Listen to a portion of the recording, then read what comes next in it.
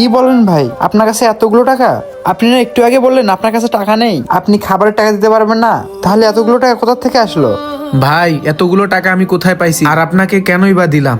শোনেন তাহলে। আরে দোকান তো ওইটা না, ওইটা মনে হয়। হ্যাঁ এটাই তো। কি ব্যাপার জীবন সাহেব, কিস্তির টাকা দিচ্ছেন না কেন 2 সপ্তাহ ধরে?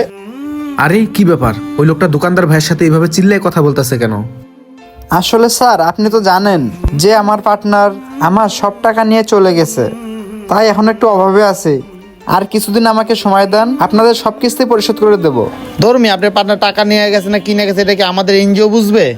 আপনি 2 সপ্তাহ ধরে টাকা দিচ্ছেন, আজকে নিয়ে 3 সপ্তাহ।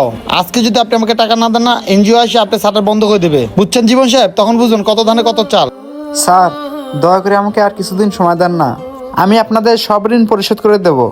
ধর্মী আচ্ছা আপনাকে আর একদিনও সময় দেওয়া যাবে না। আমি অফিসে যাই, সবাইকে বলতেছি, ওনারা এসে আপনার ব্যবস্থা করবে।